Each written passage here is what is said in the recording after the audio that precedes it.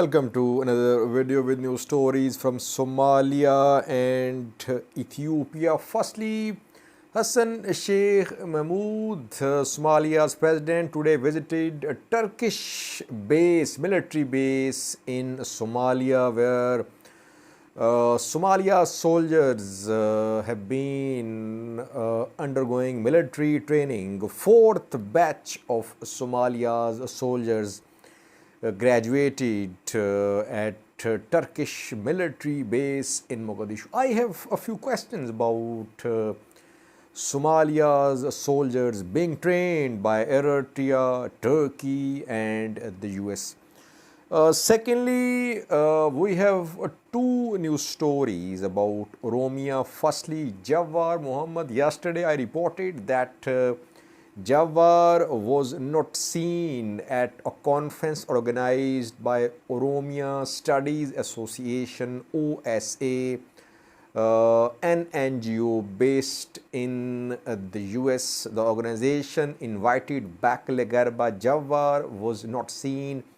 Why wasn't he there? We have received now some information about his absence from that program, because in previous conferences, events in the US, both Jawar and Mekelle were seen together, but not yesterday. Secondly, another Oromo NGO based in the US awarded a certificate to Jal Marroo, head of Oromo Liberation Army. What is the name of this NGO? Why is Jal Marroo being granted this award? Fourthly, we have a new story about EU's special representative for the Horn of Africa, who has announced to visit Mekelle, Tigray's capital. And lastly, Tigray seems to be denying immediate start of talks between Tigray and Ethiopian government negotiators. In some previous videos, we said that there was a likelihood of start of talks in coming days between Tigray and Ethiopian government negotiators. But today, Getachew spoke about these speculations, about these rumors. What did he say? Firstly, Somalia views a country in the grip of internal conflict, insurgency in Somalia going on for years. Al-Shabaab, Islamic State of Somalia, armed groups operating in Somalia, in control of large territories of Somalia, and they are emerging as threat to region stability. They are a danger to the security of neighboring countries like Somalia, Somalia's neighboring countries like Kenya, Ethiopia, and others too.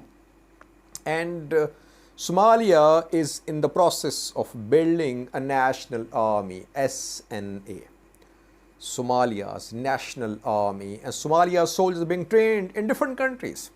We know that a few days ago, Hassan Sheikh Mahmoud visited Eritrea, and thousands of Somalia soldiers have been undergoing military training in Eritrea for the last 3 years. Somalia's naval forces are being trained in Eritrea too, and in coming days we could see the return of these Somalia soldiers from Eritrea to work, to serve in Somalia. Turkey has been training Somalia soldiers as well for years, and today Hassan Sheikh Mahmoud, Somalia's president, visited Turksom, which is Turkish military base in Mogadishu, Somalia's capital. There, Somalia soldiers are being trained, and fourth batch of Somalia soldiers today graduated from Turksom after having been trained by Turkish instructors. You can see Hassan Sheikh Mahmoud when he addressed Somalia soldiers at Turksom, Turkish military base in Mogadishu today. We know that US has also been training Somalia's forces, especially counter-insurgency special forces have been trained by US to fight insurgency in Somalia. Now, my question is, can a country build a national army if its soldiers are being trained in different countries? Eritrea training them, Turkey training them, US training them. Can you build a harmonious national army if your soldiers have been trained in different countries? Soldiers don't need just weapons and trainings to fight. They need ideologies as well. They need conviction as well to fight, to kill, to defend their country. So can we say that Turkey, US and Eritrea all will be promoting, all will be teaching the same values, the same ideologies to Somalia soldiers? I don't think so. That is why I don't think that Somalia is on the right track. Soldiers should be trained in Somalia. Officers, yes, receive trainings abroad, it happens.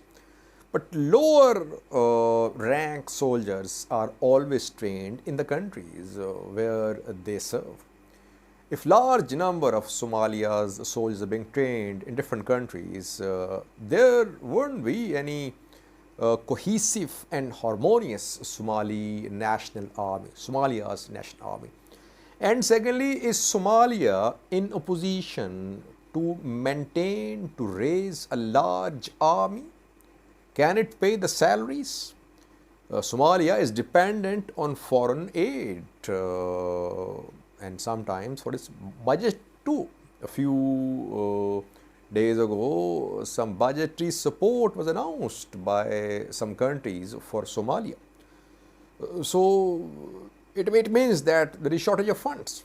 Can Somalia, in such a difficult situation, sustain SNA, Somalia's national army? Several questions. I personally don't think that Somalia is on the right track when it comes to building a national army. Watch this clip showing Hassan Sheikh Mahmoud, Somalia's president, visiting a Turkish military base in Mogadishu. واجب نوع dadka Soomaaliyeedna ilaahay idinkiis way la taagiin way yeeli doonaan intii dhimanna way dhameystirayaan taalina. Secondly, viewers, Jawar Bekele have been outside Ethiopia for more than a month. Jawar visited several countries of Europe, then they started their tour of North America, and on Saturday, Oromo Studies Association, OSA, an NGO based in the US, organized a two-day conference. Bekele was invited. Jawar was not seen there. In previous conferences, diaspora events, Jawar and Bekele were seen together. But yesterday, on Saturday, there was no Jawar there. So speculations have been going around. Was he invited or not? Why didn't he attend this conference? What we have learned now, which we have confirmed through some sources, that there were internal disagreements and disputes within Oromo Studies Association regarding inviting Jawar. Some members were against Jawar's appearance, and there were differences about whether to invite Jawar as a keynote speaker or a panelist. Jawar knew that there were some issues. Reportedly, some OSA members contacted him. Jawar in the past served as OSA president several years ago. And then he decided that he should not attend this conference. So this is the first time that we are seeing, since the start of Jawar Bekele's diaspora tour, that some disagreements have been seen within Oromo community regarding Jawar. Jawar has been criticized for his remarks. Some Oromo diaspora members accuse him that he is backing PM Abiy's government, that he is towing government's line, and he wants Oromos to back PM Abiy's government. Though Jawar never directly supported Ethiopian government or Ethiopian PM Abiy, but some of his remarks were seen as pro-prosperity party, pro-Ethiopian government. That is why some diaspora members have been disillusioned with Jawar, and that is why he was not seen at OSA conference yesterday. It has been confirmed. Secondly, from the US, other news story is that Jal Marroo was awarded a certificate of appreciation by an NGO. Name of this NGO is OSFNA, Oromo Sports Federation of North America, based in the US. This NGO organizes sports activities like soccer events, basketball events, and other athletics events too. And OSFNA has awarded a certificate of appreciation to Jal Marroo, Kumsa Dereba Jal Marroo, head of Oromo Liberation Army. Why was he awarded this certificate? OSFNA says that Jal Marroo has been granted this certificate for his outstanding and dedicated service for the people of Oromia. You see that in Ethiopia, Jal Marroo is the head of a terrorist organization. Legally, last year, OLA and TPLF, they were declared as terrorist organizations by Ethiopian parliament. So, according to Ethiopian law, Jal Marroo is leading a terrorist organization in Ethiopia. But Oromo diaspora supports Jal Marroo. Oromo diaspora funds Oromo Liberation Army as well. And Oromo diaspora says that Jal Marroo has done a lot. He is doing a lot for the people of Oromia, for Oromo people. That is how differently Jal Marroo is seen in Ethiopia and outside Ethiopia. At all diaspora gatherings which we have seen in recent weeks since Jawar Bekele-Garba's visit, since the start of this visit, we have not seen Oromos criticize Jal Marroo. Instead, they have been supporting, they have been appreciating Jal Marroo at Jawar Bekele-Garba programs too. So, Oromo diaspora overwhelmingly supports Jal Marroo and Oromo Liberation Army diplomatically, politically, and financially as well. Lastly, we have two news stories from Tigray. Firstly, Annette Weber is EU's special representative for the Horn of Africa. She is in Ethiopia. 2 days ago, she held some meeting with Ethiopian top leaders like Mekelle, Deputy Prime Minister. These days, he is running the country, viewers. Mekelle is now the Prime Minister of Ethiopia because PM Abiy,